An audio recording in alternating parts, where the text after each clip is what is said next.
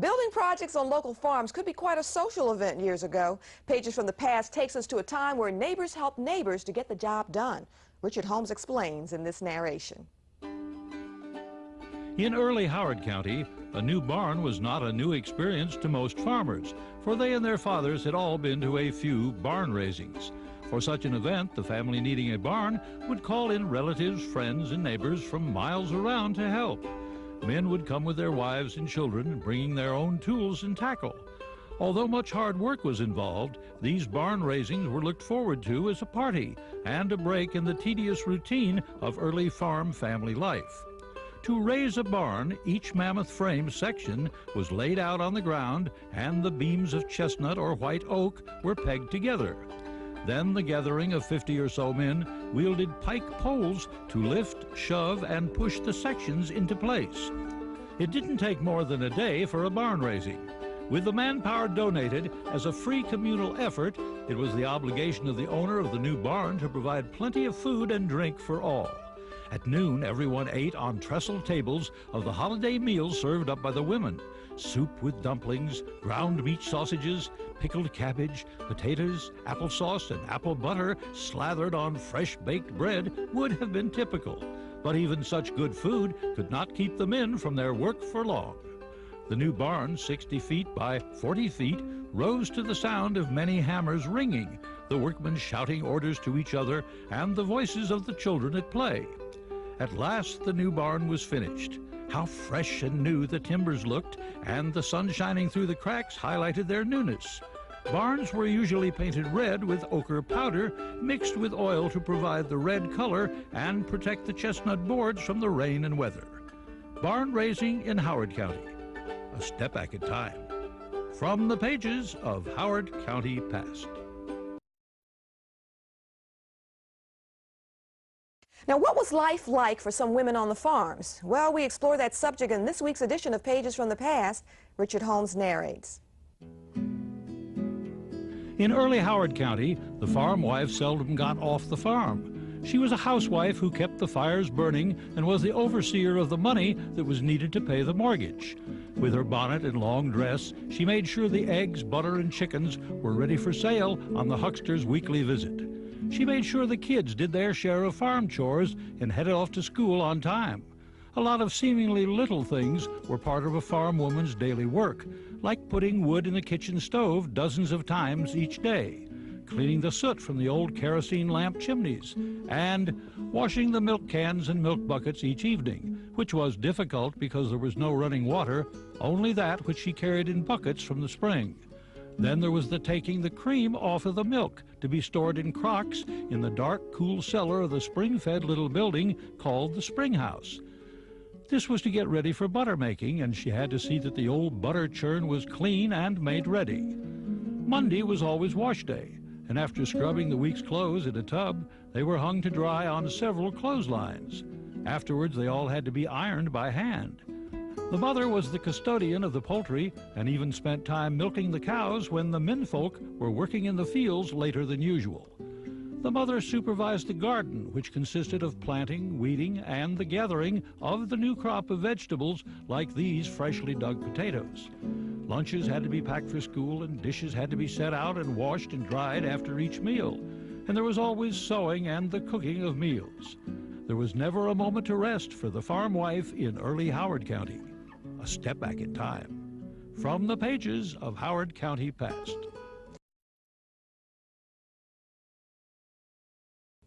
Life on the farm offered various diversions for some boys years ago. Their daily experience wasn't always involving farm animals and crops, though. Today's Pages from the Past explores how some farm kids spent some of their time when the main work was done. Richard Holmes narrates. A young farm boy in early Howard County always looked forward to the day when he would be old enough to have his own gun and join his papa and grandpa when they went out hunting. He had been out hunting with them before, but always had to walk behind them as they tramped through the fields and bushes to scare out a sitting rabbit.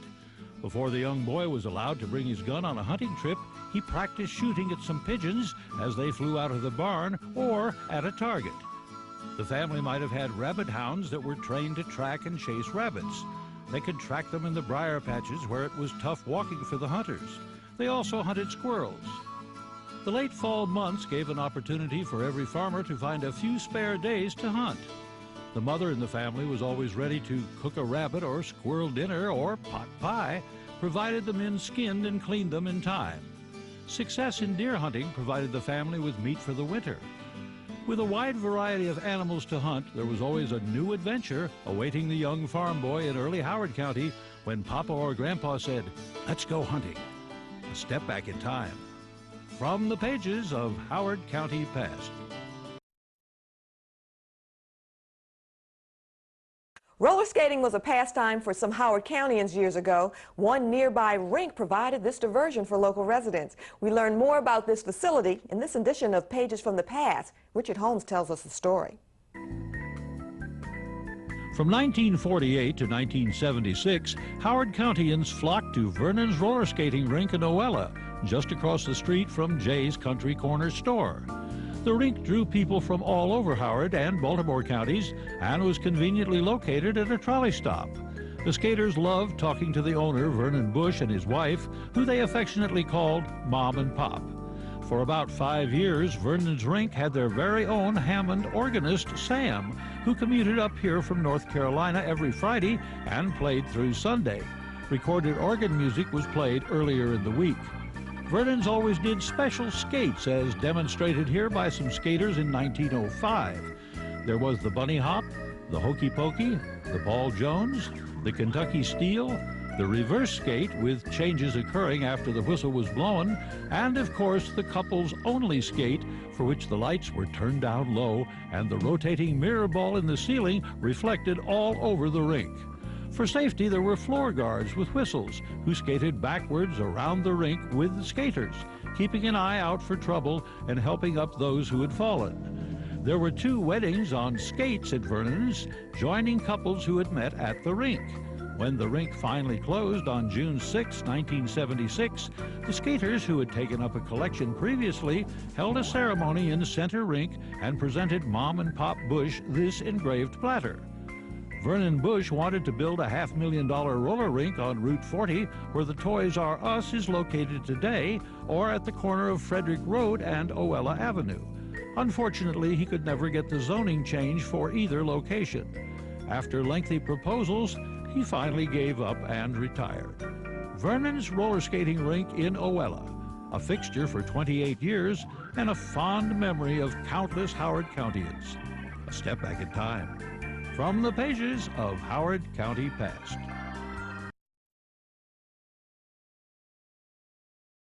Columbia planners didn't have to look far in deciding what to name the city's villages. We learn how the villages got their names in this edition of Pages from the Past. Richard Holmes narrates. The selection of names for the 10 villages in Howard County's planned city of Columbia involved careful research and planning. The town's first village was Wildlake, named after Fraser Wilde, head of the Connecticut Life Insurance Company, who supplied the first $18 million to get Columbia started and supplied further funds later. Harper's Choice was named for Harper Goodloe Carroll, whose 289-acre Carroll estate was purchased in 1964 as part of the initial land purchases for Columbia. Oakland Mills reflects the name of the mill located in that area. Longreach is named for the early land grant of that name. Hickory Ridge was also the title of a land grant. Owen Brown is named for a narrow old road, apparently named for a one-time landowner. The researcher never found out who Owen Brown was, but felt it would be nice to name one place for an ordinary guy. King's Contrivance is located on land purchased from Kingdom Gould and containing the namesake restaurant that had been named by the Goulds. Dorsey's Search takes its name from the land grant patented to John Dorsey in 1696. River Hill Game Preserve was purchased in 1963 and operated as a preserve for many years by the Rouse Company. Columbia's villages and how they were named. A step back in time. From the pages of Howard County Past.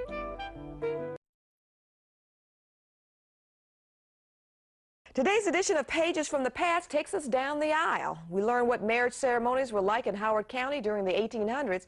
This script was written by GTV intern Irish Shee. Richard Holmes narrates.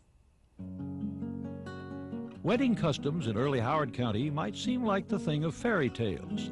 Romantics might dream of a proposal like this one in 1903. In the 19th century, most weddings took place at home or at church. The bride usually wore her best dress, whatever color it was. It was not until Queen Victoria's wedding in 1840 that white began to be considered the traditional color for brides. In the early 1800s, modest gowns with hoop skirts and crinolines were in style, but by the 1870s, fashionable women had exchanged their hoops for elaborate bustles. The bride receives most of the attention at a wedding party, but the groom in 1850 could dress up his suit with a soft hat, flowered waistcoat, and laced handkerchief. Later in the century, he took up his top hat, white gloves, and cane. After the wedding, the couple would host a reception with 3 cakes, one for the party, one for the bride, and one for the groom. These were the makings of weddings in early Howard County. A step back in time. From the pages of Howard County Past.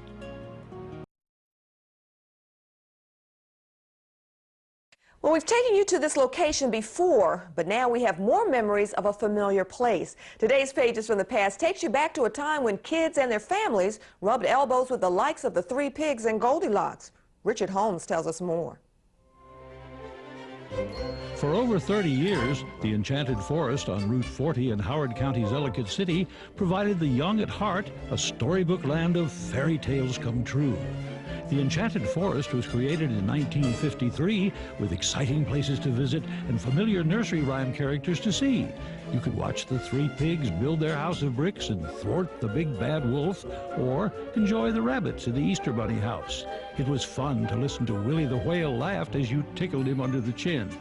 You might have said hello to Goldilocks and the 3 bears in their little house. The Crooked Man's crooked house had floors slanted at odd angles, making it difficult to walk. It was so much fun looking into Peter Pumpkin Eater's pumpkin house. You could visit Snow White at the delightful little cottage the 7 dwarfs built for her, and you could go down into the diamond mines to watch the 7 dwarfs at work. Here, Humpty Dumpty got his beanie adjusted before the opening of the park. The kids especially enjoyed visiting the old woman who lived in a shoe because it had a fun slide from the inside to the outside. The pink and white tent contained a miniature animated circus containing hundreds of moving parts. These are just a few of the countless attractions that awaited visitors to Howard County's The Enchanted Forest. It was an amazing, exciting trip through enchantment for everyone, where all the fairy tale characters and animals stepped right out of never-forgotten stories and greeted you. It provided great fun and unforgettable memories. The Enchanted Forest, a step back in time. From the pages of Howard County Past.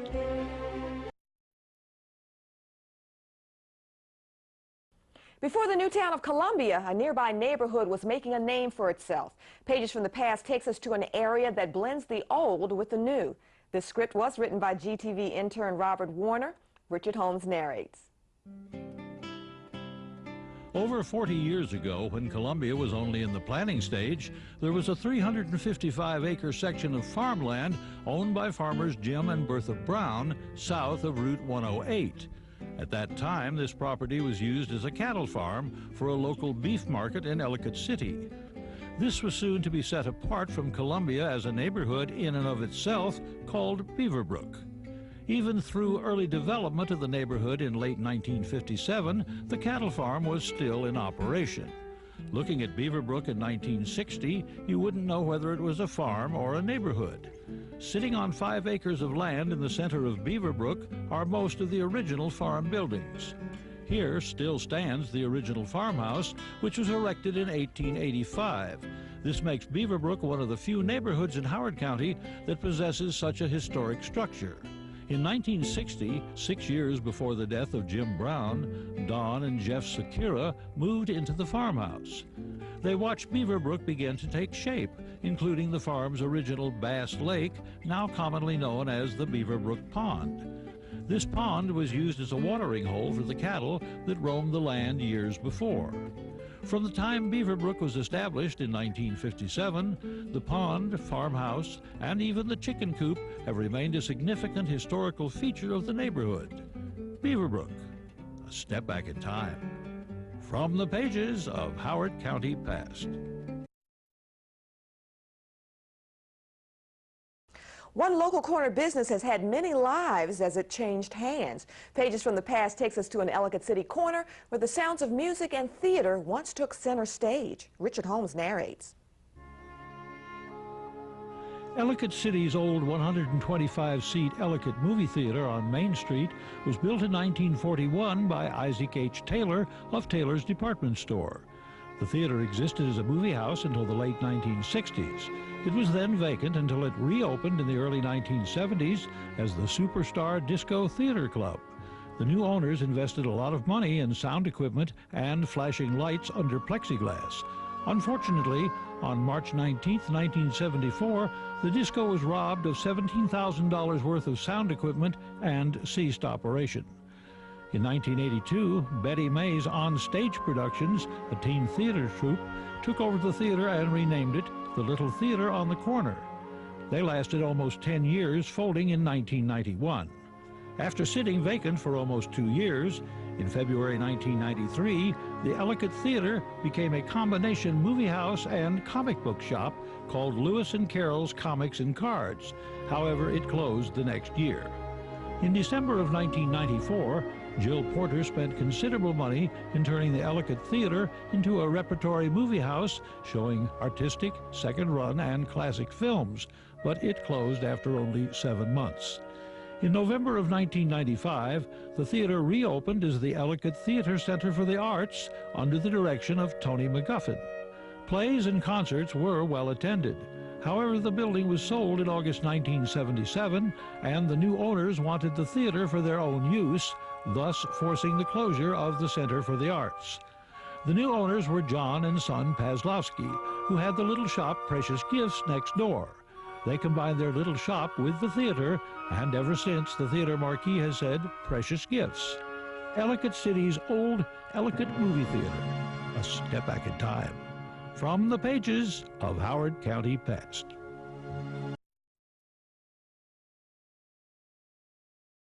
You can see how the years have treated one former local amusement park as it aged. The county's Historical Society Museum now displays pictures from Ellicott City's Enchanted Forest. Pages from the Past explores the forest then and now. Richard Holmes narrates.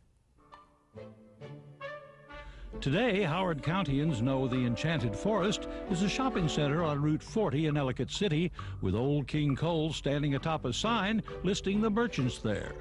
But a white castle at one entrance to the shopping center harkens back to when the Enchanted Forest was a storybook theme park of fairy tales come true for little children. The theme park was created in 1953 and was operated until the property was sold for a shopping center in the mid-1980s. An attempt at a revival of the park by the new owners was short-lived. The 1990s saw the park's storybook figures fall into decay, such as this once brightly painted gingerbread man, who along with others of his kind used to line the walkways. Professional photographer Paul Kennedy took these beautiful but sad shots of the neglected Enchanted Forest in 2002. Other examples of the decaying storybook figures are this wonderful old woman who lived in a shoe house, now looking sad, lonely, and very neglected. Willie the Whale used to laugh when you tickled him under the chin. Now he's crying because his beautiful pond is dark, dank, and overgrown. The Three Pigs brick house used to be shiny and strong and new to keep out the big bad wolf.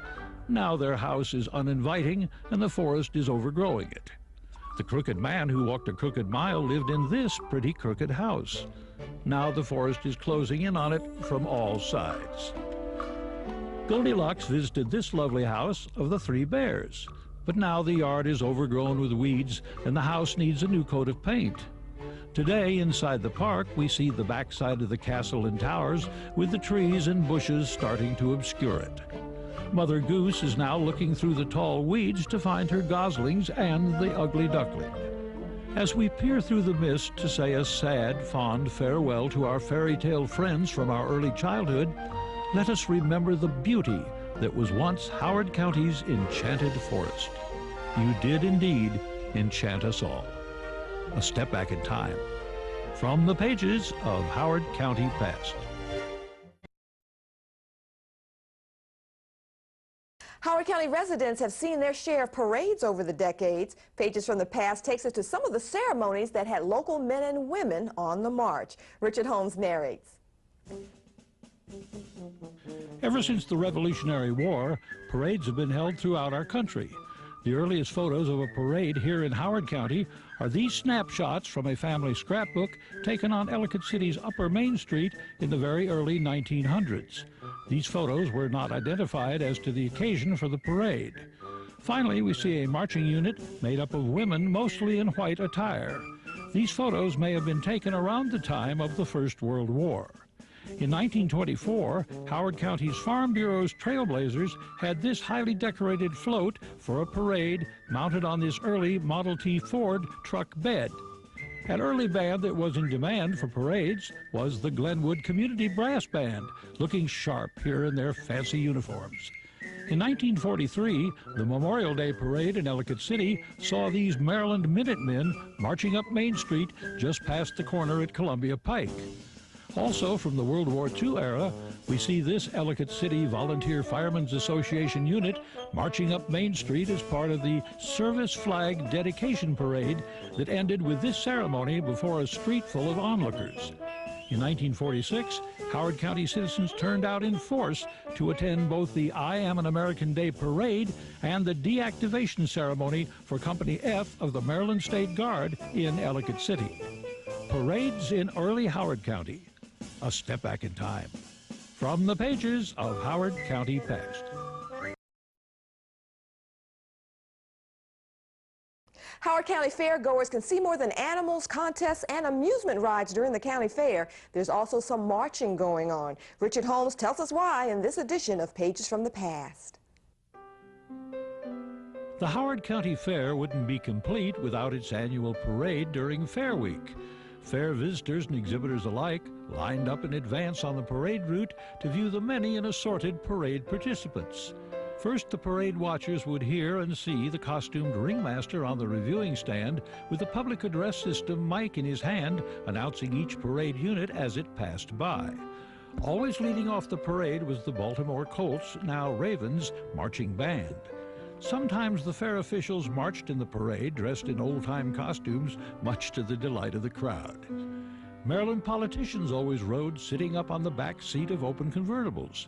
The late state of Maryland Comptroller Louis Goldstein set the record for most appearances. Antique cars with their drivers and passengers in period costume were always fun to see and to hear their funny horns.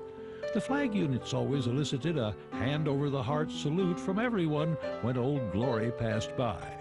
Here we see the Howard County Volunteer Firemen's Flag Unit. A highlight of the parade was always when the Farm Queen and her court of princesses rode by. Prize-winning livestock was paraded by the proud owners. Always good for a few chuckles was seeing little kids driving miniature vehicles. The Happy Hounds 4-H Club looked very impressive with all the kids in green and white and their dogs so. Howard County played a part in the history of African Americans nationwide. Today's Pages from the Past begins a series on the Underground Railroad in Howard County. Richard Holmes is the narrator. Howard County played an important role in the history of the Underground Railroad in the 1800s. The term Underground Railroad was first used in 1830 to describe a method that provided passage to enslaved fugitives attempting to escape from bondage in the southern states. The Underground Railroad was not a neatly defined system of railroad tracks, rather it was a loose association of people, places, and landmarks. Freed blacks, Quakers, and other white abolitionists who opposed slavery provided runaways with food, clothing, directions, and places to hide. Some Southern slaves also helped fugitive slaves to escape. The movement allowed over 100,000 slaves to escape from bondage during the mid-1800s. It has been established that an extensive Underground Railroad movement existed in Howard County. The county's geographic assets provided many means of escape, such as rivers, forests, culverts, and caves. In addition, there was the B&O Railroad. The fact that freed blacks, Quakers, and other white abolitionists lived in Howard County made for an ideal escape route. It is reported that Harriet Tubman led hundreds of slaves to freedom through what is now known as Simpsonville and Elkridge. Howard County, an important part of the Underground Railroad's escape route to the north and northwest. A step back in time. From the pages of Howard County Past. Well, we continue with our recognition of Black History Month with part 2 on the Underground Railroad. We learn more about what part Howard Countyans played in helping slaves escape to freedom. Today's segment was produced by GTV intern Iris Shee. She's a senior at Wildlake High School. Richard Holmes narrates. Harriet Tubman led hundreds of slaves through Howard County on the Underground Railroad, a network dedicated to helping runaways escape to freedom. Many Underground Railroad stops in Howard County were located in Freetown, now Simpsonville, and Elkridge. Located off Route 29, Freetown was a 150-acre freed slave settlement. It was established in 1845 by slave owner Nicholas Worthington, who arranged for his 17 slaves to be freed upon his death. The old Freetown's boundaries are now Cedar Lane, Howard Community College, and Owen Brown. Runaways on the Underground Railroad, called passengers, would be led to different safe houses or stations. The owners of the stations were station masters, and those like Harriet Tubman, who led the runaways, were known as conductors. Food and water were referred to as fuel. Because the Underground Railroad was so dangerous, an unspoken code was developed, which included quilt designs, candles, and hand signals. Runaways and those who helped them had to memorize these codes so they could communicate with each other. Ironically, slave owners were often pleased when their slaves learned to quilt, unaware that the quilts contained messages to aid runaways. Stops on the Underground Railroad included the Thomas Viaduct, where runaways would hide in culverts waiting to board passing freight trains. Colored folks were not allowed on passenger trains. Runaways could also hide at inns by posing as servants to sympathetic whites or by hiding in the backs of stagecoaches.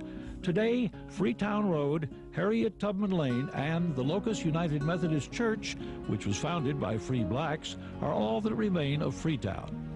Once, this part of Howard County housed the hopes of hundreds of slaves seeking freedom in the North. A step back in time. From the pages of Howard County Past. Pages from the Past continues its series of reports on the Underground Railroad as it relates to Howard County. Today's edition provides part 3 of that series. Richard Holmes is the narrator. The Underground Railroad system was devised throughout the southern states to assist slaves escaping to freedom in the northern and western states and into Canada. Travel on the Underground Railroad was accomplished in countless ways, including on foot, in rowboats, wagons, inside wooden boxes and barrels, on horseback, wading through streams and culverts, and in extreme cases, shipped as freight. Slaves found shelter in caves, tunnels, barns, graveyards, churches, attics, storerooms, secret rooms, and even mattresses. Howard County was geographically favorable to the Underground Railroad because of its landscape, waterways, and its transportation systems, which provided means of escape. There were several rest stops for fugitives in Simpsonville, then called Freetown, a freed slave settlement with their own Methodist church, now called Locust United Methodist Church and Cemetery. Also in Freetown was the Quaker Safe House, seen here rebuilt after a fire in 1890, and Indian Cave that provided shelter. Nearby was Middle Patuxent Creek, where Harriet Tubman and others hid along its banks from slave raiders. In Elkridge, an isolated stream called Deep Run, with steep banks and caves formed by the boulders, provided hiding places. A spring nearby spouted cool, fresh water. The First Baptist Church of Elkridge was said to have been used as a hiding place for runaway slaves on the Underground Railroad. The peak period of the Underground Railroad was from 1830 to 1865. Howard County, an important link in the vast Underground Railroad system. A step back in time. From the pages of Howard County Past.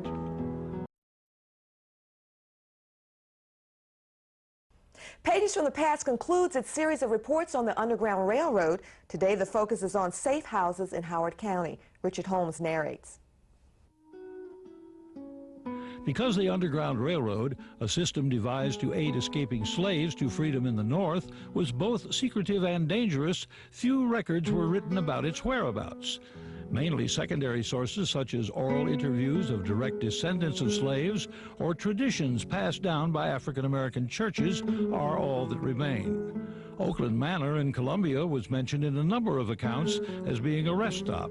Certainly ironic, since the owners, the Gaithers, made many known sacrifices on behalf of the Confederacy, and Confederate troops were also reported to have used the facilities.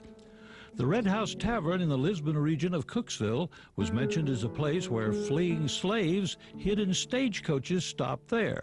Some were concealed while others were disguised as servants to travelers sympathetic to the plight of slaves. Oral history reports that fugitive slaves hid outside the Joshua Roberts Inn in Cooksville in Conestoga wagons that had stopped there. Ruth Daggett, a freed slave whose house was on Hood's Mill Road in Cooksville, was reported to have harbored fugitive slaves. Claremont, located just off Lawyers Hill Road in Elkridge, was purchased in 1857 by Dr. James Hall, an anti-slavery advocate. There were rumors that Dr. Hall's home, Claremont, was a stop on the Underground Railroad. The Elkridge Furnace Complex in Elkridge sat right next to the Patapsco River, then 14 feet deep. It was deep enough for boats to land, and the slaves working at the furnace, who lived in a dormitory there, could easily have hidden fugitives. Safe houses in Howard County, a vital link in the Underground Railway. A step back in time. From the pages of Howard County Past.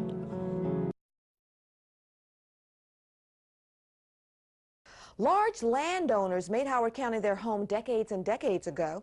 Pages from the Past will focus on these local plantations in a series of reports in the weeks ahead. We'll learn more about some of them in this edition. Richard Holmes narrates. By the mid-17th century, the institution of slavery was well established in Howard County, and so was the plantation system. Plantations were large pieces of land on which tobacco and wheat were grown in the county. Slaves were used to work the fields and grow the crops. Tobacco was the initial economy crop, and later wheat and corn. Situated on plantations were large mansions which housed the slave owners and their families, while slaves lived in much smaller quarters. Many of the mansions and slave quarters remain in the county as both historic landmarks and as a testimony that slavery existed. One such plantation was Hobbs Regulation in Clarksville, built in 1832. This was the home of descendants of John and Dorothy Hobbs of England. Once known as Rocky Glen, Hobbs Regulation retains a number of the original buildings, including the first residence, a two-room log cabin, a smokehouse, ice house, and slave quarters. This plantation at one time had 100 slaves. Woodlawn Farms in Columbia is believed to have been built by Dr. Allen Thomas. In 1848, it was purchased by Major Henry Howard Owings. At one time, the site was part of the Columbia Horse Center. Its old slave quarters stand unoccupied on the outskirts of 3 adjacent horse barns, which lie south of the main house. Auxiliary buildings and horse barns, including slave quarters and tenant houses, are located east of the property. Oakdale, Daisy's biggest estate, was built before the community received its name. Oakdale was built in 1838 by Albert Gallatin Warfield.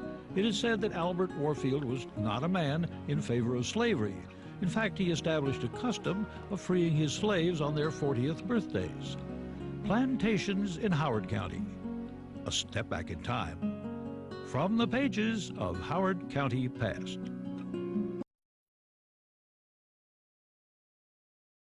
Pages from the Past continues its series of reports on plantations in Howard County. We learn about some of the persons who own large tracts of land here. Richard Holmes narrates. Continuing our look at plantations in Howard County, Avoca in Ellicott City stands on part of Chew's Resolution Manor, patented in 1695 by Samuel Chew, and was comprised of 1,200 acres. Dr. Arthur Pugh of Baltimore City acquired the property in 1802 for his son, Dr. Michael Pugh. The two-story section has bars on the cellar windows, suggesting either slave quarters or food storage.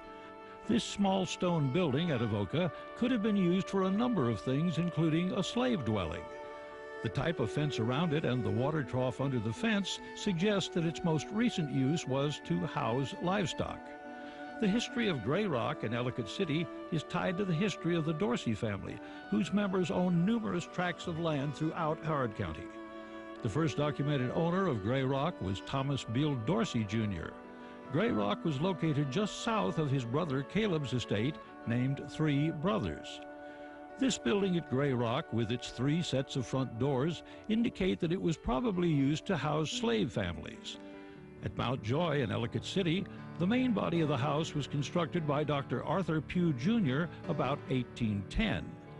Mount Joy was also the home of Samuel Wethered, who led pack trains to the southwest, where he became a great friend of Kit Carson and acquired the name Santa Fe Sam. He renamed Mount Joy Santa Fe. 2 slave cabins remain at Mount Joy. The one on the right has a summer kitchen on the ground floor and a separate staircase that slaves would have climbed to the loft upstairs. The wood cabin directly beside it has a log cabin foundation and was possibly the original homestead or, later, slave quarters. Plantations in Howard County. A step back in time. From the pages of Howard County Past. Today, Pages from the Past provides a final report on the larger properties in the county over the last couple of centuries. Richard Holmes narrates. Today we visit other plantations in Howard County. The Oaks in Ellicott City was designed and constructed in 1852 by Robert H. Hare. In 1864, the Oaks, then called Mount Misery or Oella enlarged, was conveyed to Jehanna Elvira Hopkins. She and her husband, Edwin Hopkins, came north with their slaves. This small slave house east of the Oaks Manor House may have been built during the tenure of the Hopkins family. Waverly, home of Governor George Howard in Marriottsville, is located on the east side of Marriottsville Road. Approached by a quarter-mile-long drive, the mansion commands a magnificent vista of the immediate countryside. Other sites on the property include what once was one of several log slave quarters. Of this particular structure, only the foundations and chimney base remain. Spring Hill Manor, located in Ellicott City, is important architecturally and historically. It was part of a tract known as Rebecca's Lot. Spring Hill was the gift of Caleb Dorsey of Belmont to his daughter Rebecca. Spring Hill is among the county's more prominent haunted houses. Spring Hill Quarters, located north of Spring Hill, is a small stone house which served at one time as a slave stockade and later as a tenant cottage. The earthen floor and wooden slave cells remained untouched until 1914. Plantations in Howard County. A step back in time. From the pages of Howard County Past. One of the state's most famous colonial properties is right here in Howard County. Pages from the Past takes us to a manor that even had a connection with the initial development of this country. Richard Holmes tells us more in this narration. Doregan Manor, located off Maryland Route 144, was by far the largest plantation in Howard County, totaling some 13,000 acres. It was the home of Governor John Lee Carroll and remains in the Carroll family. The original portion of the house is the center, which was built in the 1730s by the father of Charles Carroll, the signer of the Declaration of Independence. The house was then added onto by succeeding generations of Carrolls. Charles Carroll was the last signer of the Declaration of Independence to die. These 2 large brick buildings are still standing at Doregan Manor. Both are used today as dwellings. The one to the rear served as a barn. The building to the right has 4 brick chimneys and may have been used as a laundry or could have been part of a wool milling operation. This old stone building sits behind the overseer's house on the east side of Manor Lane and was used for the storage of food. The bars on the windows prevented theft. Gnarled old catalpa trees line Manor Lane leading into Doregan Manor from Route 144. This photo, taken in 1926, shows the tree where family legend says that Mrs. Carroll sat and talked with George Washington. This very fancy outhouse in Doregan Manor served the residents until Governor Carroll made indoor improvements. Doregan Manor has the reputation of being the most famous colonial estate in Maryland. A step back in time. From the pages of Howard County Past.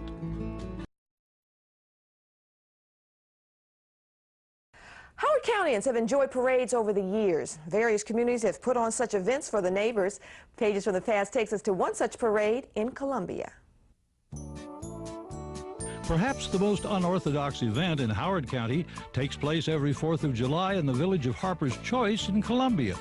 It's the Longfellow community's annual Friends of the Traditional 4th Parade. This purposely zany parade leads off with a traditional grand marshal, followed by clowns under a tall canopy of balloons and American flags. A police car is always an important part of the parade. Onlookers cheer on the parade participants. The Scout Flag Honor Guard finally gets started, followed by marching Cub Scouts and kids on decorated bicycles. There's no question who this marching parade unit represents. And what would a parade be without a queen? In this case, a patriotic queen. Not exactly a precision marching unit, but hey, this is a zany parade. Every year the parade includes the winner of the Longfellow Good Neighbor Award. I wish I could hear the musical sounds coming from this marching group. In addition to the kazoos, I count 8 other instruments, both toy and real. Even the onlookers sport patriotic costumes. And no politician ever lets a parade slip by without a little self-promotion. A boat in a parade? That must be the Longfellow Navy. It is. This little patriotic lady has the best seat to be had, high up on her daddy's shoulders. Kids on decorated bicycles with crepe paper streamers flying. Always a big part of this annual parade. This float tells us who really runs the U.S. government. A 4th of July parade wouldn't be complete without an appearance from Lady Liberty. Thank you, Longfellow community, for this very special annual event. A step back in time. From the pages of Howard County Past.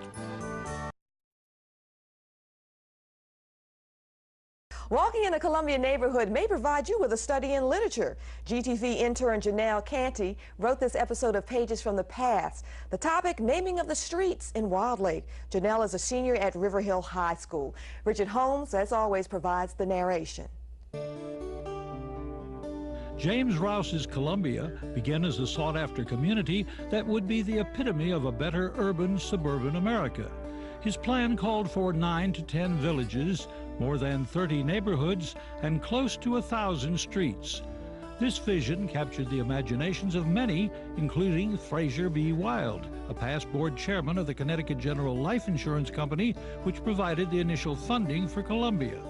In honor of his contribution, Columbia's first village was named Wildlake.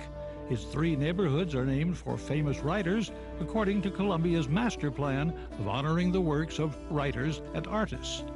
The name of the first neighborhood was Bryant Woods, after the 19th century poet and newspaper editor William Cullen Bryant.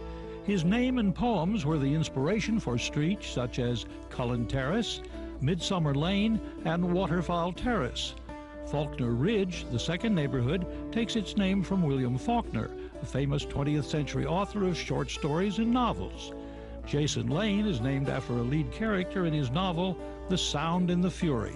And Tolling Clock Way is named after a symbol used in the same book. The third neighborhood was named Running Brook, after a poem by Robert Frost. A section within Running Brook called The Birches was also named after one of Frost's poems, along with streets like Star Split Lane and Ovenbird Green. Although his works are the main influence for the street names, there were also other literary influences. For example, one street is named Goodbody Court after a character named Togo Goodbody in a novel by J.R.R. Tolkien. How Wildlake streets were named. A step back in time. From the pages of Howard County Past.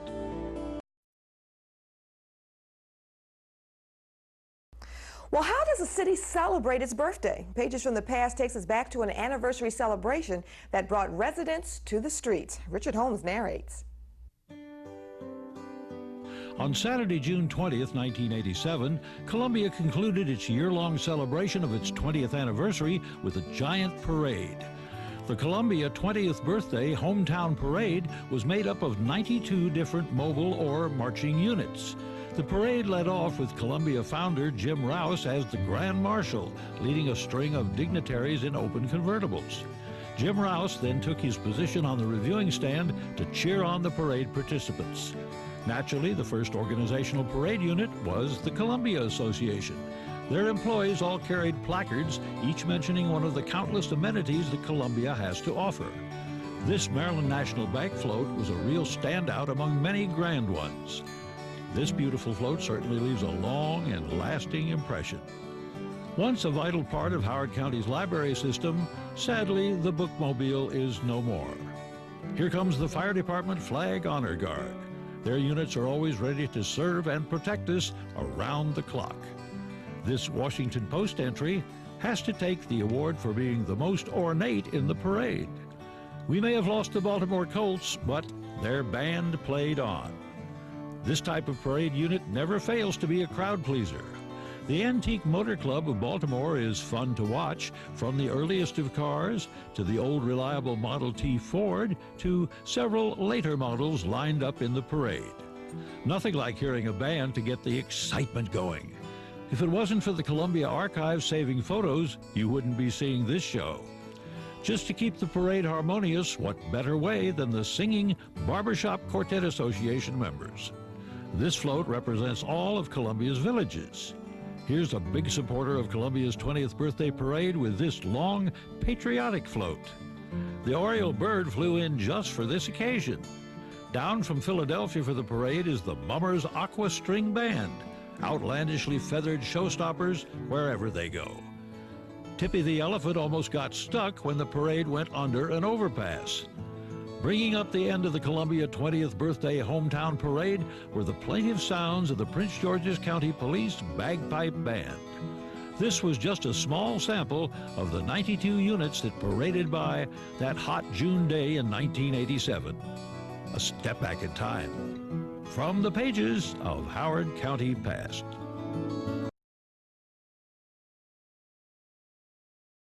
The Renaissance came alive in Howard County back in the 1970s. The county was host to several years of an annual festival to celebrate the period in history where art and literature were revived beginning in the 14th century. Pages from the Past looks at that period when Howard County had its own Renaissance festival. Richard Holmes tells this story. In 1977, Howard County's Columbia hosted the first of 8 annual Renaissance festivals held in the woods and rolling hills behind Symphony Woods. During that first season, visitors to the festival entered through a toll gate. In later festivals, you entered by the way of a castle wall where a maiden would call out from a window in one of the towers, "When was the last time you drenched a wench?" As you entered the festival grounds, you might be serenaded by a strolling minstrel. That first year of the festival, then called a Renaissance Leisure Fair, yours truly announced the day's events as the town crier, strolling the grounds and ringing a bell.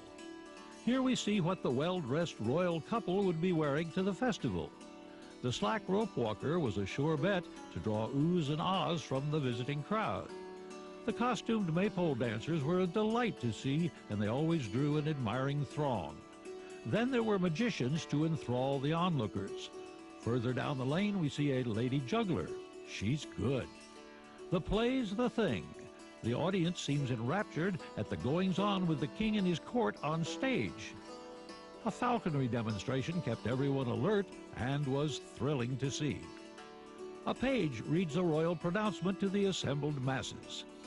Ah yes, it's time for the queen and her court to view the chess game where humans become chess pieces and the losers are beheaded behind a wall with the thud of an axe. Now for a change of pace, it's time for some face or body painting for adults as well as kids. Also for the youngsters, there was the opportunity to try your hand at jousting, Maryland's state sport. But for the kids, they could mount a small moving wooden horse and try to spear a hanging ring with their lance. Without a doubt, the most frustrating challenge was attempting to climb Jacob's ladder that kept wanting to flip you over. Very few climbers succeeded. Looks like a man getting a dueling lesson. Good luck. It appears that the gentleman on the ground didn't take enough dueling lessons. Nothing like a medieval snapshot to remember the festival by. What did this little boy do to deserve being locked in the pillory? By a mime, no less. 2 Swiss Alphorn players announced the arrival of the king's court. Hey, what happened to the queen? The king finally made it to the festival, but are these his daughters or his wenches? The crowd on the wooded path heard the sounds of vendors hawking their wares. These 2 gentlemen seemed to be really enjoying themselves. To make the visitors feel like they had been transported back in time, all festival employees were instructed to speak to visitors using only Old English terms. This Maryland Renaissance Festival grew and grew for 8 years in Columbia, then moved to Crownsville, where it has continued to grow and flourish ever since. Howard Countyans are proud to have been part of its early history. A step back in time. From the pages of Howard County Past. Well, once upon a time, books came to the citizen rather than some citizens having to travel to a distant library. Pages from the Past offers a glimpse of the histories of the county system when books went on the road. Richard Holmes narrates. Howard County's public library system purchased their first bookmobile in 1957 to bring library service to the far reaches of the county. Service started on December 8, 1958, and by 1966, the bookmobile was making 56 community stops.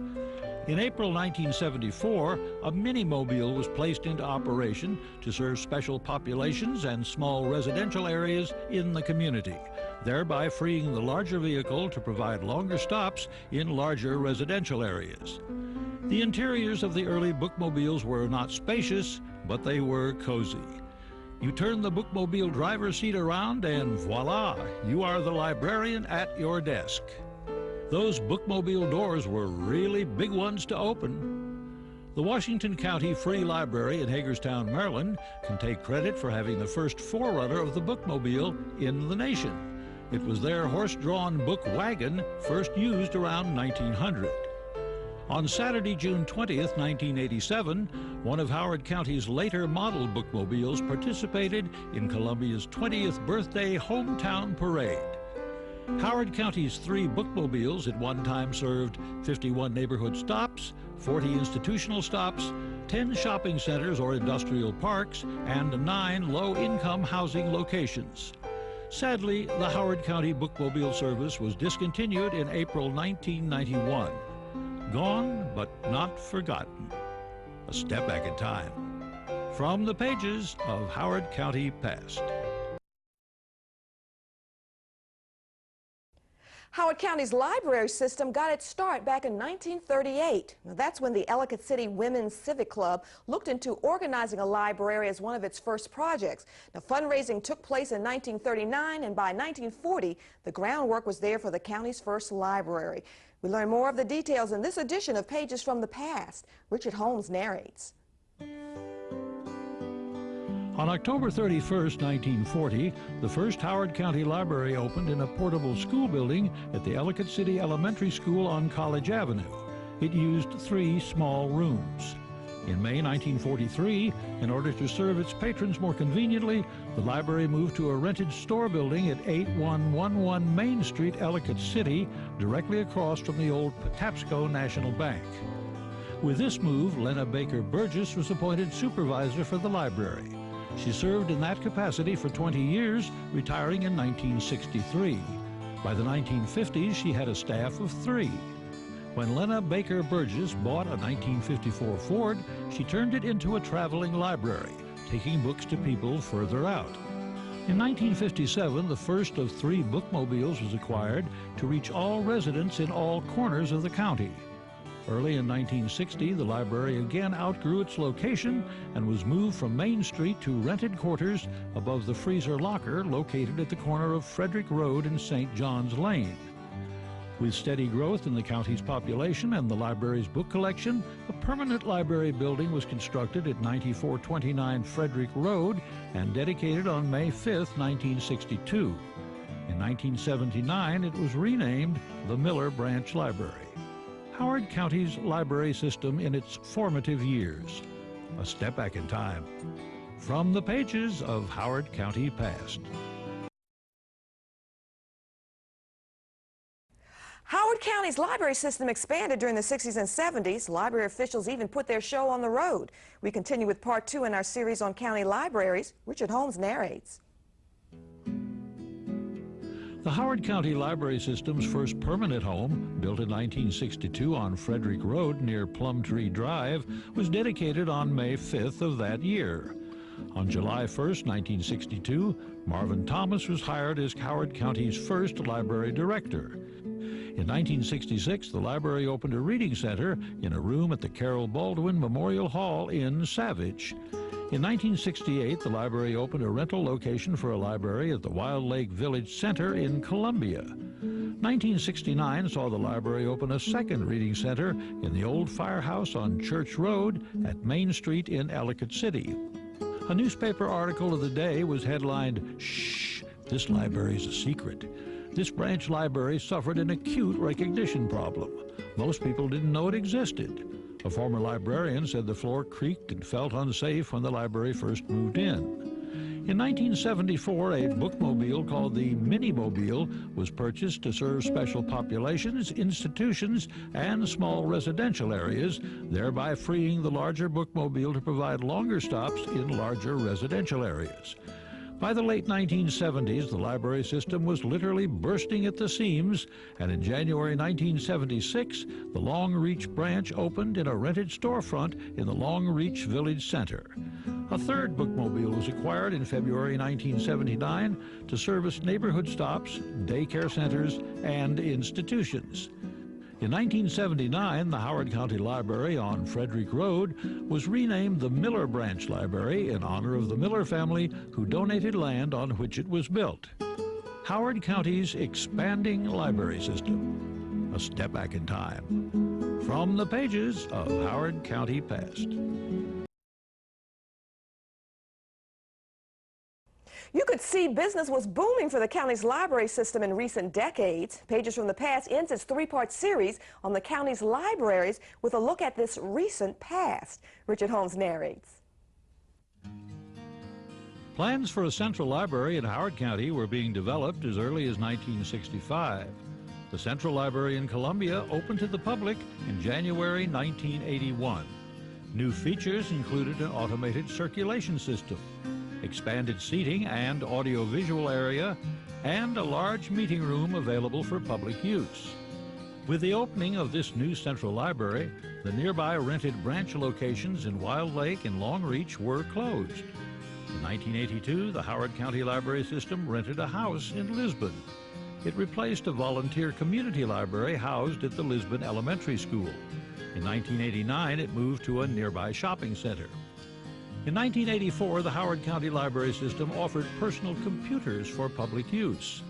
Also in 1984, the Elk Ridge Community Library opened in a rented storefront in a small strip mall along U.S. Route 1. 1986 saw extensive renovations to the Miller Branch Library. The new Savage branch opened in April 1991, which shut down the Savage Community Library. That year also saw the end of the bookmobile services. 1993 was the opening of the new Elk Ridge branch and the closing of the Elk Ridge Storefront Community Library. In August of 1994, the new East Columbia Library opened with a drive-through window. This new branch greatly reduced the overcrowding at the Central Library in Columbia. Norma Hill became the new Howard County Library Director in June 1996. In June of 2000, the Central Library closed for a year-long extensive renovation. August 28, 2000 was the opening of the Glenwood Branch Library to serve the western Howard County region. It was designed to resemble a barn to fit in with the rural nature of western Howard County. The Lisbon Community Library closed just a few days before Glenwood opened. The Howard County Library System from its humble beginnings in the 1940s to the start of a new century. A step back in time. From the pages of Howard County Past. A notable old B&B in Ellicott City still keeps the candles burning bright. Pages from the Past takes us to this historic house in Howard County where George Washington once slept. Richard Holmes narrates. Traveling south on Route 29 in Howard County, just past Route 103, there's a house on the right that has a single lighted candle, day and night, in each of its 14 front windows. This imposing 20-room Federal period quarried granite 19th century house is Wayside Inn, still operating as a bed and breakfast as it has for so many years. It's located on Columbia Road, several blocks south of St. John's Lane, just north of Dorsey Hall. This historic stone house sits on 2 acres that was originally part of a land grant of 250 acres in the 1700s. While the exact date of the building of Wayside Inn is not known, it has been narrowed down to between 1800 and 1848. Down through the years, Wayside Inn has continued the English tradition of placing candles in the windows, and when the room was rented, the candle was blown out. Then travelers could tell if rooms were available. For about the last 50 years, electric candles have been used. Wayside Inn has 9 fireplaces from the basement all the way up to and including the 3rd floor. Below the main floor is what was known as the tavern, with a cooking-size fireplace. This room is similar to an English coach tavern. And yes, George Washington did sleep here, in a room similar to this one, as did John Quincy Adams. Wayside Inn in Howard County's Ellicott City, an outstanding example of early Americana. A step back in time. From the pages of Howard County Past. St. Mary's College once stood on a high point in Patapsco State Park overlooking the river. Now there are just burned out remains of the campus buildings. Pages from the Past fills in the history of this once notable site. Richard Holmes narrates. In 1866, George Ellicott Jr. sold 110 acres at Illchester to the Redemptorist Order of the Roman Catholic Church for $15,000. By 1868, this very large 3-story building was ready for the students and the 3 fathers who formed the entire faculty. The building cost $80,000 to construct. In 1872, Mount St. Clement, as the school was then known, added a wooden extension onto George Ellicott's original stone house as a preparatory school for young men planning to become priests. The backside of this building, called the lower house, shows the students using the playground. In 1882, a chapel was built on the left end of the upper house, and the name was changed from Mount St. Clement's when the chapel was dedicated to our Mother of Perpetual Help, and it became known as St. Mary's College. Pastoral Heights, behind the cemetery of St. Mary's College, was the site of their observatory. The priests were obviously interested in the study of the stars. Here we see a bird's eye view of both the upper and lower houses and the beautifully groomed campus. Sometime after 1900, a 4th floor was added to the upper house, bringing the capacity up to 100 rooms for the entire building. In 1955, a new site of 28 acres was acquired just a mile down Illchester Road from St. Mary's to build a replacement school for the lower house and a temporary church. It was completed in September 1958. The temporary church evolved into Our Lady of Perpetual Help Church that stands on that property today. The St. Mary's College property was sold in the early 1970s when the Redemptorists no longer needed that large an estate. The property then sat neglected for many years. The lower house eventually burned down, and the same fate befell the upper house in 1997. St. Mary's College in Illchester, a step back in time. From the pages of Howard County Past. You could call it a Cinderella story, but this tale is not about a person, but a cemetery. Pages from the Past describes how a family cemetery has been transformed over the years. Richard Holmes narrates. Nestled in a lovely grove of trees on the east side of St. John's Lane, below Frederick Avenue in Ellicott City, is the beautifully and lovingly well cared for 1833 Whips Cemetery. This small graveyard that sits on a little less than an acre was not always so well maintained. As recently as 1987, this historical site had been long neglected. It was not just overgrown with weeds and bushes, it had become over the years a dumping site for all manner of junk. Barbara Sieg and the St. John's Community Association found out that the Whip Cemetery was being threatened by the plans of developers. That brought back to mind the old Hudson graveyard that was once across the street from Whip's. The Hudson Cemetery was bulldozed with little complaint from the locals. This time the community rallied to save Whip's from a similar fate. They succeeded in mobilizing the association to restore the grave sites. Volunteers gave of their physical labor and money, as did outsiders, as the project was publicized. After the rehab work was completed 2 years later in 1989, the cemetery was rededicated. The Whip site is fronted by an impressive stone wall with ironwork from pillar to pillar and an iron front gate. Flagstone steps with an iron railing lead up to the gate from the street. Specially planted flowers cover the full front of the cemetery from the street to the wall fence. As there are no sidewalks, a mulched path serves that purpose, and the winding paths around the graveyard are also mulched for easier walking. Every so often, a bench is located along the pathways for sitting and reflecting. Some of the tombstones date all the way back to the early 1800s. What better way to honor our forefathers than to maintain in beauty their final resting place? The restored Whips Cemetery in Ellicott City. A step back in time. From the pages of Howard County Past. Today's Pages from the Past focuses on the history of a road that has helped connect Howard Countyans to the nation's capital. GTV intern Dorothy Raminsky produced this segment. Richard Holmes narrates. Route 29 travels almost in a straight line through Howard County. Bridging points north and south, this highway had modest beginnings. Old Route 29, now split up into various side roads, used to be a dirt road in some parts and was the only connection that citizens of Howard County had to Washington, D.C. besides Route US 1.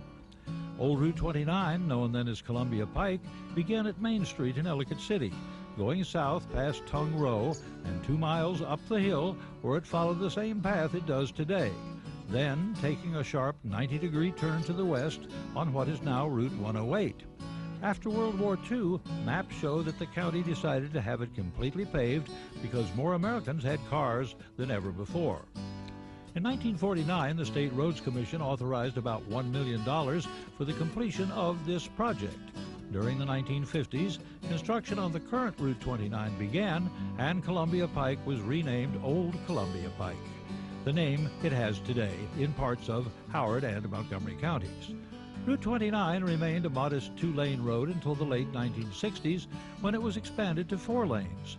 Maps from earlier that decade show that there was not a single on or off ramp present, and few of the intersections even had traffic lights. Around the time that the town of Columbia was springing up in 1967, Route 29 was also growing in order to accommodate the extra traffic. These late 1960s modifications brought Route 29 nearer to its current size. The ever-expanding Route 29. A step back in time. From the pages of Howard County Past. Today's Pages from the Past focuses on Columbia's first and oldest high school. This segment was produced by Charles C.J. Holly. He's a graduate of the school. Holly is also a student at the University of Maryland and was one of GTV's interns this summer. Richard Holmes narrates the story. In 1962, the first land package was purchased in what would become Columbia. However, it was not until almost 10 years later that James Rouse's planned community saw its first high school open in 1971. Named after Fraser Wilde, a financier whose company invested into the beginnings of Columbia, Wildlake High School opened its doors to 889 students on September 7, 1971. Billing itself as the school that makes waves, Wildlake was one of the country's 36 model schools. The curriculum allowed students to study independently in open-air classrooms. This was facilitated by the school's circular structure, which featured areas of the building grouped by subject rather than by grade. Over time, the school's curriculum changed, and so has the building. At the end of the 1994 school year, the original Wildlake High School was demolished with the intent of building a new school building on the same site as the old one. During this transition phase between the buildings, all of the Lake's students were bused to the newly completed River Hill High School in Clarksville. Wildlake High School at River Hill lasted 2 years, and in the fall of 1996, the brand new Wildlake High School opened its doors to students. The school is now home to over 1,500 students and houses the county's best performance auditorium. The Jim Rouse Theatre for the Performing Arts is reserved for both school and community use. Wildlake High School, a school rich in history. A step back in time. From the pages of Howard County Past.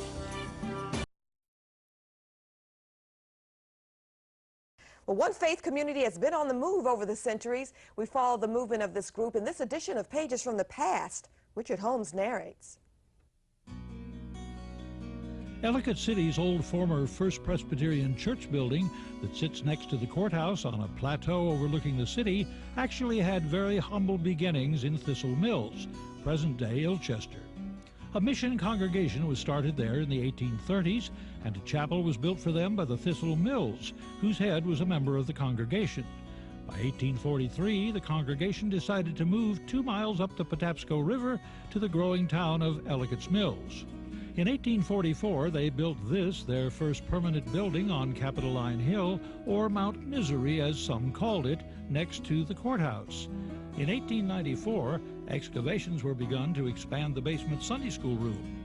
In April, the front wall of the building collapsed, causing the rest of the building to fall. Fortunately, no one was hurt. The old building was then demolished, and the larger new church was built on the same site, where it still stands today.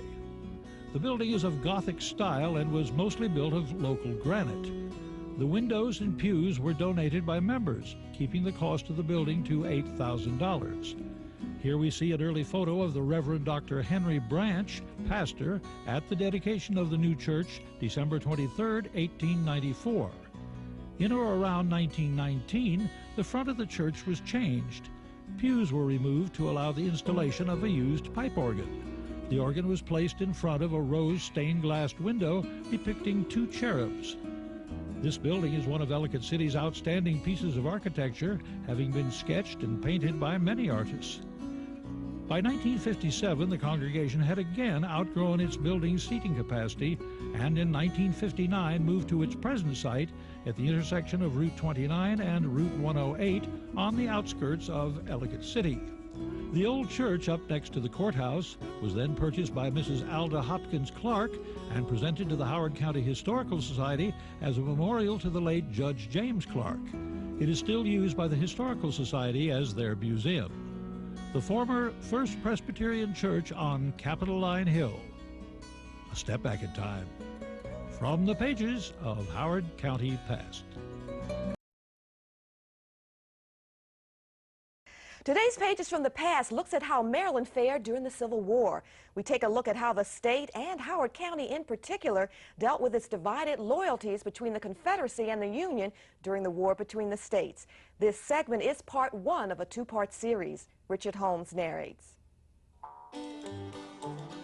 In April of 1861, Baltimore became the site of a deadly riot between local citizens loyal to the new Confederacy and Massachusetts troops on their way to defend Washington. This Pratt Street riot eventually resulted in the occupation of not only the city, but Maryland as well. From the very beginning of the Civil War, the first federal troops to take possession of any territory were General Benjamin Butler's forces. They came out of Annapolis and contained 2 regiments of infantry and a battery of artillery. Butler occupied Relay and the Elkridge Heights on May 5, 1861, and batteries were placed to guard the Thomas Viaduct, and troops were dispersed throughout the high ground on the Elkridge landing side of the Patapsco River. A few days later, Butler learned that a secret weapon, a steam-powered machine gun that had been manufactured in Baltimore, was en route by Frederick Road to be turned over to the Confederate Army at Harper's Ferry. Learning of this, Butler sent troops and guns by train up from Relay to the Ellicott Mills Railroad Station and intercepted the steam gun, disguised as farm machinery, on Main Street.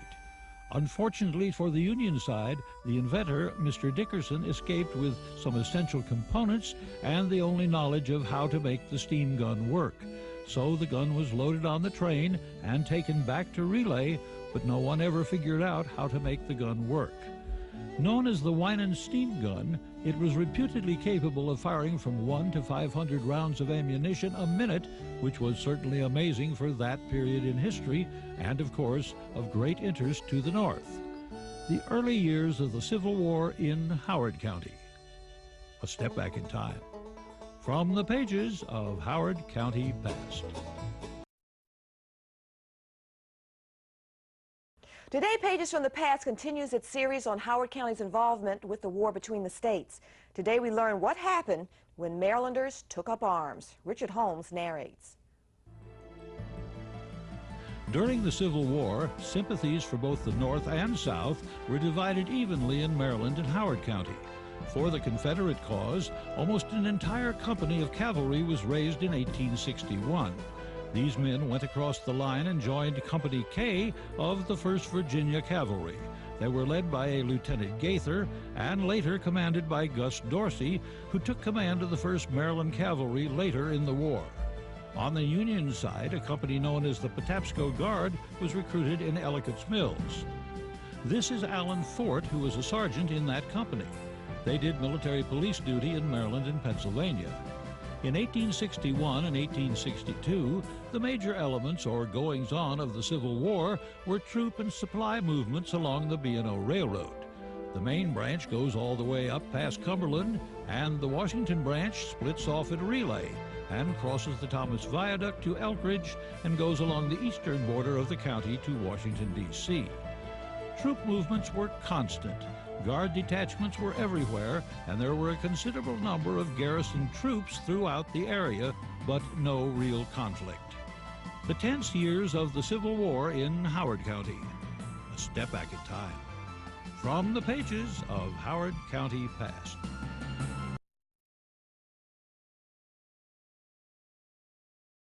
Howard Countyans were involved with the war between the states up until its end. We look at the last 2 years of the Civil War in this last segment on the subject. Richard Holmes narrates. 1863 was the pivotal year of the war, culminating in the Battle of Gettysburg, and the war finally comes to Howard County.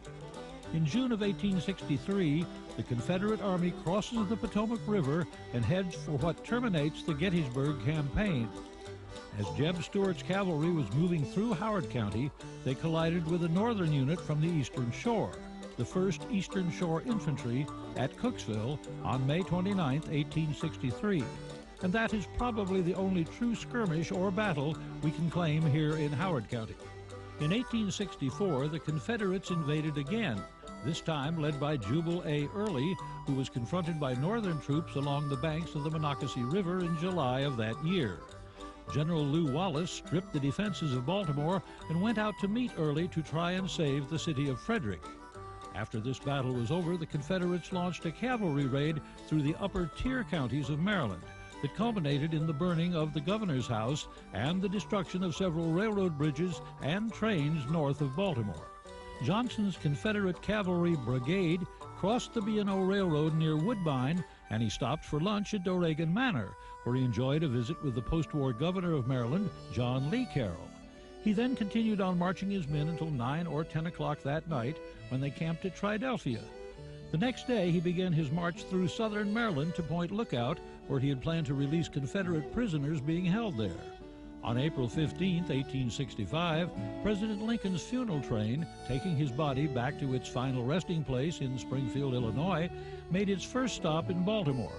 Thus, the first leg of his funeral train's journey was through Howard County on its way to Baltimore. The Civil War in Howard County. A step back in time. From the pages of Howard County Past.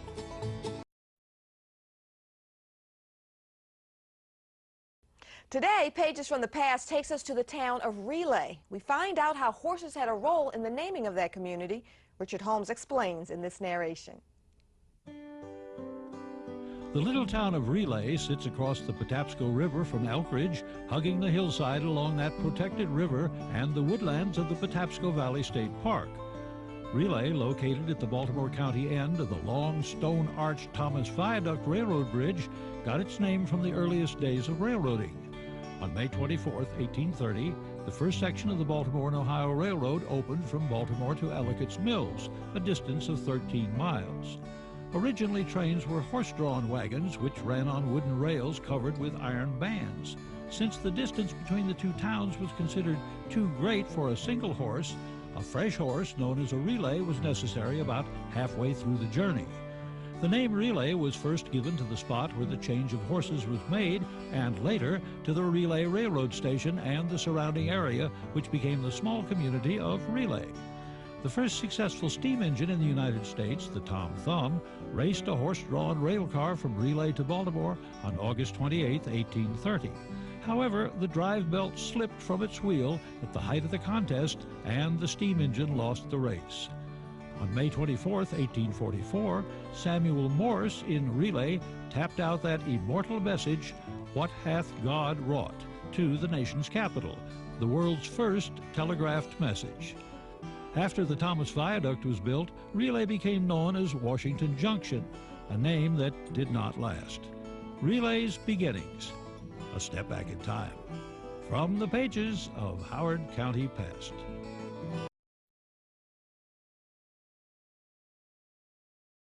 Ellicott City was at the top in theater in the 20th century. At least one former girls' school provided stage for local actors. We learned the details in this edition of Pages from the Past. Richard Holmes narrates.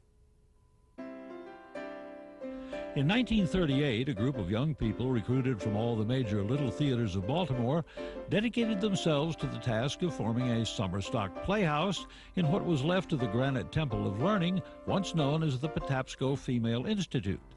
Situated high atop a hill overlooking Ellicott City, the huge gray structure with its thick stone walls, prim dormers, 40 rooms, a chapel wing, and 4 immense concrete pillars was a fashionable school for girls from 1837 to 1890.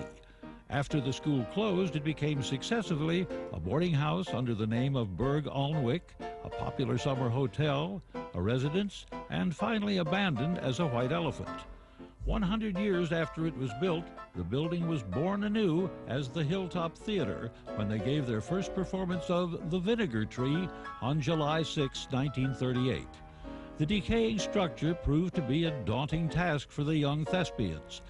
They built a stage in the building's ballroom out of donated lumber and by stripping all the flooring from the attic. Friends of the dedicated thespians prophesied it'll never work, but they ran for 10 solid weeks and actually achieved a miracle. They made money. In 1939, the Hilltop Theatre was even more successful. In 1940, they became an equity company, fully professional. They gained such prominence that they regularly drew talent scouts from all the major Hollywood film studios, as well as representatives of many of the larger New York theatrical agencies. By 1942, it was evident that Ellicott City as a theatrical location would have to be abandoned, for wartime gas rationing was in effect. The Hilltop Theatre then moved their summer stock season to the Vagabond Theatre. But for 4 glorious years, Ellicott City's Hilltop Theatre held forth at the former Patapsco Female Institute. A step back in time. From the pages of Howard County Past.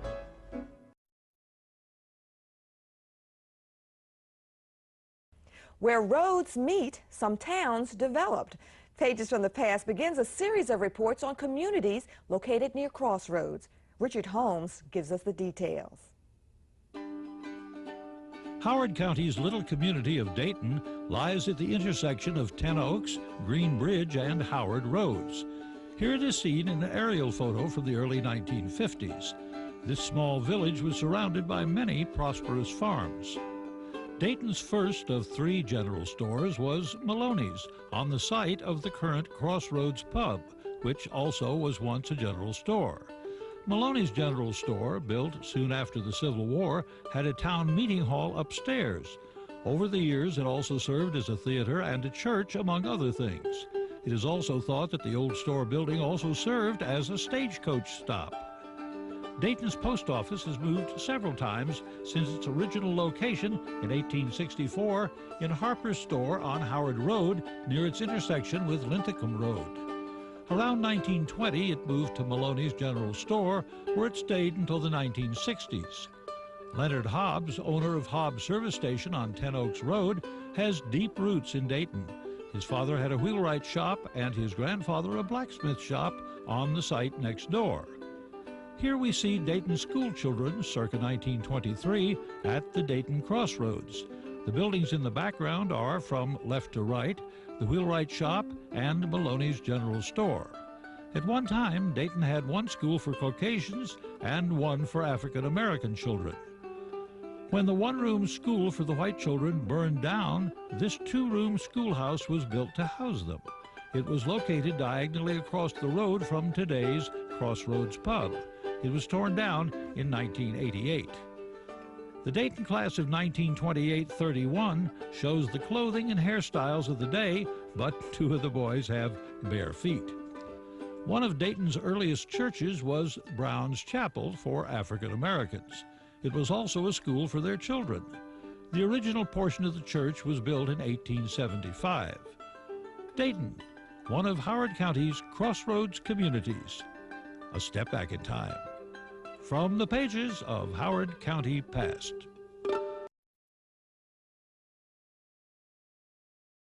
Pages from the Past continues its series on villages at the crossroads. Today the focus is on a town that is small in size but large in history. Richard Holmes narrates. Fulton, one of Howard County's smallest villages, was first surveyed about 1699. In 1855, the first deed of transfer was issued to German immigrants, and the early settlers were largely German.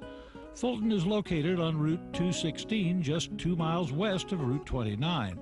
It is also approximately 1 mile north of the Patuxent River. This former Fulton milk can building, now moved back from Route 216, was an early store which the Brady family used as a feed store in 1900. Route 216 was a dirt road then.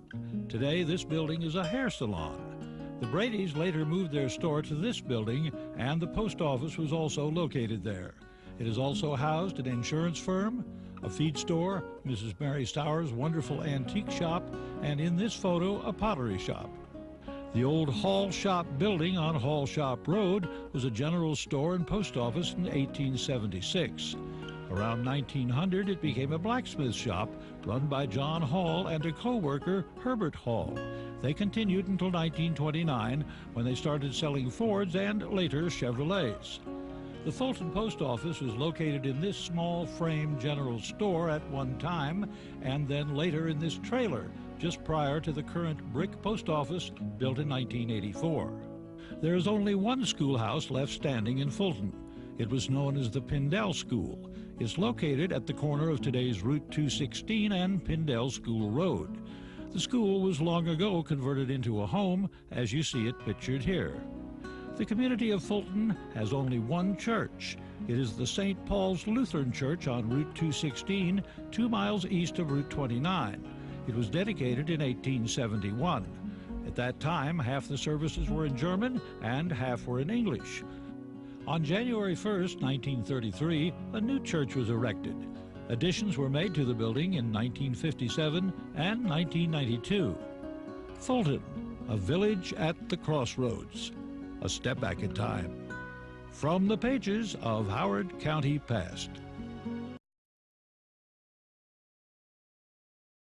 Pages from the Past continues its series on reports on villages that developed at crossroads. Today we visit Highland. Richard Holmes narrates. Highland, one of Howard County's crossroads communities, is located at the intersection of Routes 108 and 216. It was originally known as Wall's Crossroads. However, in 1878, the name of the junction was changed to Highland. This blacksmith shop and toll gate house sat on the northeast corner of the intersection in the early 20th century. Today, that site is occupied by Butterfield's Home Furnishings, but once this building was less elegant as an essential blacksmith and wheelwright shop. Probably the most recognizable building at the Highland intersection is Borman's Market. They follow in the tradition of an earlier general store on that site called Ranny's Store that offered everything an old-time rural family could desire. The old post office building later was used as a veterinary hospital. In 1908, the Highland Bank was set up. This bank building saw several tenants use it after the bank closed. It has served as a private home, an antique shop and tea room, and as a pharmacy, as this picture shows. There are many beautiful and historic houses in Highland. One such early mansion is Paternal Gift, built around 1803. Another beautiful and historic home is Hickory Ridge, built in 1749.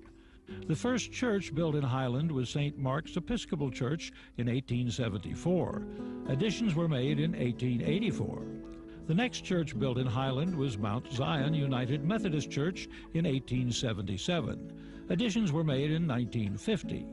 The last church built in Highland was Hopkins Methodist Church for African Americans in 1833.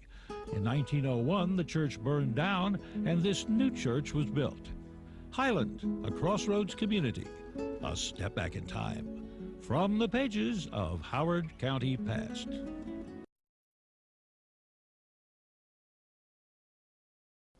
Pages from the Past continues its series on villages at the crossroads. Today we travel along Route 108 to Clarksville. Richard Holmes narrates. Clarksville is located around the intersection of Routes 108 and 32. The Clarks, after whom the community was named, came from Belfast, Ireland in the late 1700s. Thaddeus Clark, a descendant, built this impressive home in the mid-1800s at Clarksville and called it Fairfields. This gambrel-roofed cottage, called Howard's Range, was built around 1730 and stood in Clarksville for 240 years at the intersection of Routes 32 and 108. It was one of the earliest houses in Howard County until it was burned to the ground by vandals in 1971. Colonel John Eager Howard, Revolutionary War hero, for whom our county was named, built this beautiful house for his wife, Ruth Dorsey, in 1785. He named it Walnut Grove because of the immense walnut tree that stands in front of the house. The Wellingstone house, called Clifton, was thought to have been built in 1818 because that date appears on a stone plate on the wall of a chimney. Clifton was owned by many generations of the Welling family. This is William Winchester Welling, who resided there after his father built the house. The John Dew house goes back to the early 1800s. This especially beautiful home was restored in 1965 and 1966, and its authentic antique furnishings give it a truly 19th century atmosphere. The first Clarksville High School opened in 1914. It stood on Route 108 on the south side of the road near the fire station. It was torn down in 1939. The second Clarksville High School was built in 1939 on the opposite side of Route 108 from the first high school. The first modern elementary school opened in Clarksville in 1949. It was replaced in 1964 by this building. Clarksville, a community at the crossroads. A step back in time. From the pages of Howard County Past.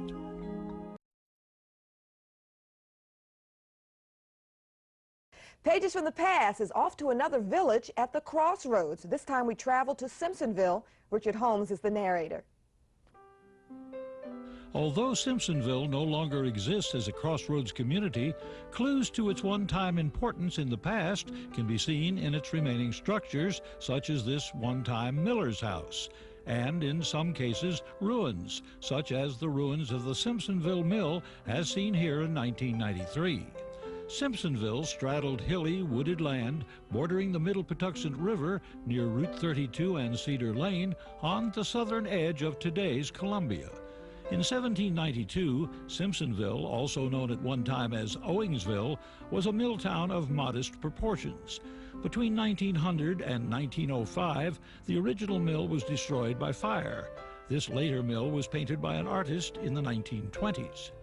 However, it too was destroyed by fire in 1930, but the stone structure itself survived until Hurricane Agnes toppled more stones in 1972. When the interchange between Cedar Lane and a relocated Route 32 was completed in 1995, it included a bridge spanning a small new park and the fortified ruins of the old Simpsonville mill, thus preserving a highly valued historical site. The story of Athol goes back to 1712, when the Reverend James McGill and his wife, Sarah, acquired 600 acres of land from King George I.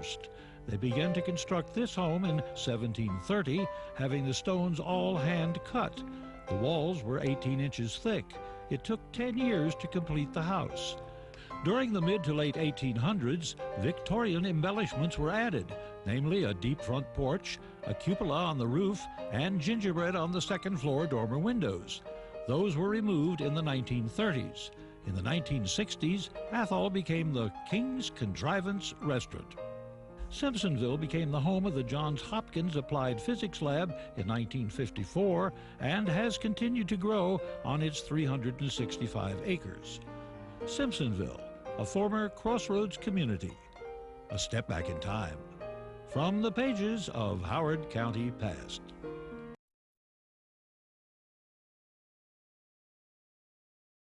Water now covers an area near the county line that once was a town. Pages from the Past takes a look at the history of this town that was built and destroyed by water. Richard Holmes narrates. Buried under 50 feet of water in the Triadelphia Reservoir stands the remains of the town of Triadelphia. These buildings were once part of the old village that stood in Montgomery County just across the Patuxent River from Howard County. Founded in 1809 by 3 Quaker brothers-in-law, Triadelphia was for a brief period in the 1800s a thriving industrial town whose mills were powered by the waters of the Patuxent River. A severe flood in 1868 destroyed part of the town, but it was rebuilt and flourished until another such flood destroyed almost all of the town in 1889. After that, the remains of the town were a favorite picnic ground and a trysting place for local lovers. This photograph, circa 1940, shows 2 of the few remaining habitable houses in Triadelphia following the Great Flood of 1889. Before Brighton Dam was built, the few remaining residents were forced to move, and the building stones from Triadelphia's houses were salvaged to build new homes. In 1942, with Montgomery County, Prince George's County, and parts of Washington, D.C. needing a greater water supply, the Washington Suburban Sanitary Commission built Brighton Dam. This flooded the town of Triadelphia to create the reservoir that bears its name. Here we see a young Virginia Brown standing on the bridge to the old town of Triadelphia in 1942 as the water is creeping up to fill the Triadelphia Reservoir in the background. The Triadelphia bell, manufactured in 1837, was used to call the mill hands to their daily work. In 1902, this bell was acquired by the Sherwood School, where it was installed and used for 50 years to call students to class. Triadelphia, lost from view, but not forgotten. A step back in time. From the pages of Howard County Past.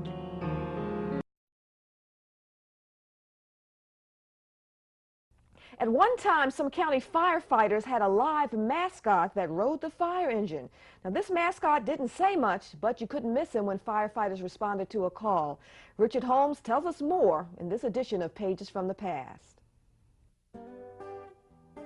In the early 1970s, whenever fire engines were leaving Ellicott City's Main Street firehouse, people would see Yogi, the firedog, the fireman's Dalmatian. Yogi knew the radio tone alert signal as well as any fire department member and took delight in being on the fire engine ready to respond before they were. Yogi was about 6 months old when the firefighters decided that he would be their mascot and friend. He rode on the hood over the motor, behind the cab, with his head high facing the wind and barking. At the scene of a call, he would remain on the fire engine as a guard. A special lined coat of yellow canvas was made for him by the C.R. Daniels Company. During inclement weather, this was put on him when the engines left the firehouse. In early 1976, while following the firefighters across the street to the annex, Yogi was struck by an automobile. Dr. Stuart L. Myers treated him for his injuries. People called his office inquiring about Yogi. Many cards, telephone calls, and expressions of concern were received at the firehouse. Yogi wasn't off duty very long and was soon back riding on the fire engine. Yogi had several offspring. Here we see Yogi on the left with his son J.R., who became the firedog at the Bethany Fire Station. Both father and son eventually retired to the homes of firefighters. Alas, Yogi and J.R. are no more, but fond memories do remain of Ellicott City's two firedogs. A step back in time. From the pages of Howard County Past.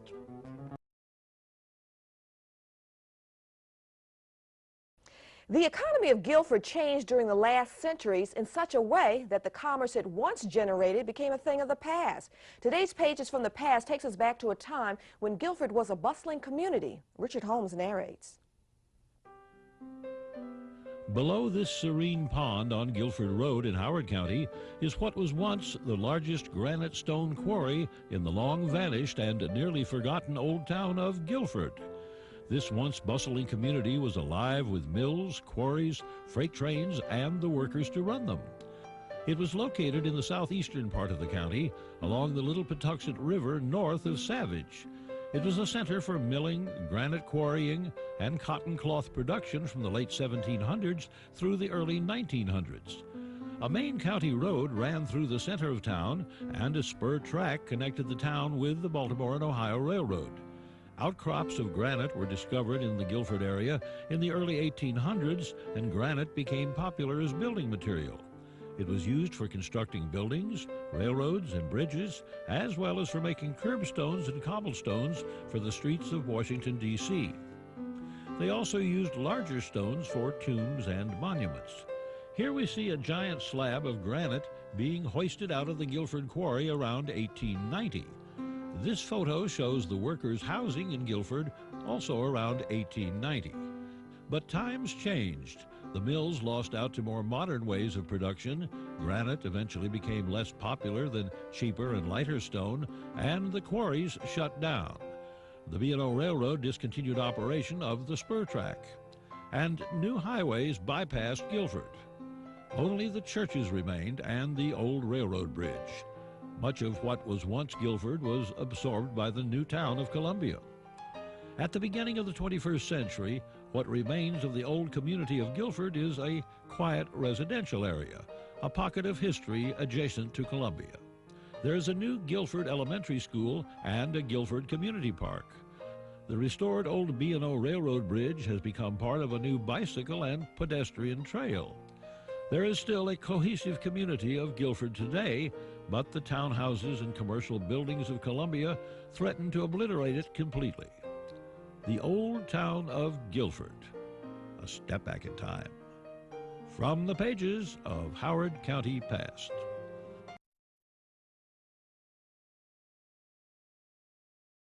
What's left from farm life in the planned city of Columbia? Well, that's what we'll examine in this edition of Pages from the Past. Richard Holmes narrates. Our Howard County landscape is dotted with an exceptional array of barns. Our surviving barns are an important part of our county's past, and in one area are being maintained and preserved, albeit for more modern usage. With the advent of the new town of Columbia, some old barns and silos were left standing and incorporated into the master plan. For instance, the historic Oakland Manor dairy barns and silos becoming the heart of the Oakland Mills Village Center. The silo encases a spiral staircase leading to the loft, and the lower levels house areas for teens, meetings, dances, and crafts. The Barnside townhouse community of Hickory Ridge also boasts a silo and barn. Another part of the Oakland Manor dairy farm was the Wildlake barn, which is listed in Howard County's inventory of historic sites. Oliver's Carriage House on Vantage Point Road dates from the 1820s and was originally a carriage house and stable for Oakland Manor. Later, it was used as a garage. The Rouse Company purchased it in a Columbia land deal and, in 1975, sold it to the Kittamuckundy Community Christian Church, where it holds services, social gatherings, and is home to the Kittamuckundy Community Theatre. Many modern uses for old barns and silos in Columbia. A step back in time. From the pages of Howard County Past. Today on Pages from the Past, we continue our look at barns. We move from Columbia to the more rural parts of the county for a look at how these outbuildings have evolved out west. Richard Holmes is our narrator. A picturesque, well-laid-out farm view is always a beautiful sight to see. The freshly painted buildings practically sparkle in the sunlight. Rural Howard County is sprinkled with a vast array of barns and silos. Most were erected prior to 1920. A very unusual sight is a barn on A.E. Mullinex Road that is surrounded by 8 giant silos, all taller than the barn. The Figgy Barn and Silo on Triadelphia Road is an example of what are called bank barns that provide entrance at 2 levels. This perfectly proportioned barn, now restored at Oakdale and Daisy, features dormer windows and a tall cupola. This big barn is unusual in that it sports 2 extra big side doors. It also has a modern roof.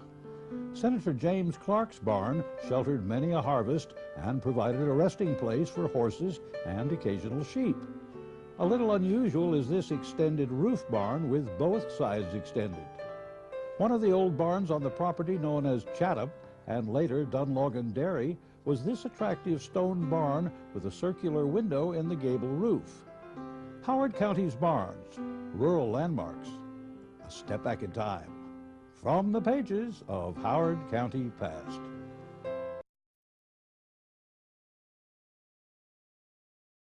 Well, Pages from the Past hits a milestone this week. Producer Richard Holmes prepares his 200th segment. He focuses on the station that's carried his production over the years, GTV. The channel is celebrating 2 decades of bringing local information close to home. From Cable 15 to GTV, bringing you 20 years of award-winning cable television from the Howard County government. In 1982, Howard County Executive J. Hugh Nichols and the County Council gave the go-ahead to start the process to bring local access TV to Howard County. The cable company assigned Channel 15 as Howard County's government information channel, and Cable 15 was off and running. In March of 1984, County Executive Nichols, with the help from Cable 15's first station manager, Andrew Rogers, clicked the button on the computerized bulletin board to put the station on the air. In October 1984, Cable 15 began televising live the County Council sessions and videotaping them for rebroadcast at later times. One newspaper reporter described the Monday sessions as Monday night political football. Other county agencies were eager to get into the limelight, and county departments such as Employment and Training and the Police Department were the first to submit ideas for television programs. In their first year, the 2-person staff produced such award-winning programs as Will Sidney Slob Get a Job?, Protect Yourself Against Robbery and Sexual Assault, and Can Ralph Really Write a Resume? In 1986, Cable 15 began cablecasting local government news and information on a monthly program called Chronicles. Also, in 1986, the County Council passed a resolution prohibiting political activity on the government channel. In the fall of 1986, Cable 15 began a weekly news program titled Week at Review. Having no studio of their own, the show was taped in the council chambers.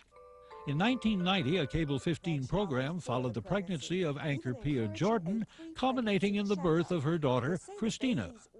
Also in 1990, the talk show Health in the 90s began a most successful 10-year run with Tara Gary as host.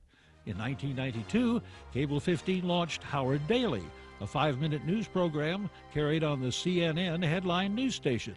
It aired every hour on the hour and was anchored by Pia Jordan. If you wanted a more in-depth version of the news, then you could tune in to Howard Weekly at 7 p.m. This was the Cable 15 news team in 1992. From left, Sharon Sams, Pia Jordan, Todd Johnson, and Tara Gary. In November of 1992, the team premiered the daily news program News 15. The show was anchored by Pia Jordan and taped from a conference room. In November 1998, Comcast Cable decided to group all similar cable stations together near each other on the dial. As a result, Cable 15 was moved to Cable Channel 70, hence the name change to GTV for government television. In 1999, the mission for GTV was to de-emphasize news gathering to concentrate on promoting government services, programs, and people, and the weekly info magazine show Inside Howard County was born. In August of 2000, GTV moved to their first real full-size television studio at the former Allied Signal site, now known as the Dorsey Building. In their 20 years, GTV amassed over 20 national awards, including the 1997 and 2001 Alliance for Community Media Awards for overall excellence in government programming. From Cable 15 to GTV, a step back in time. From the pages of Howard County Past.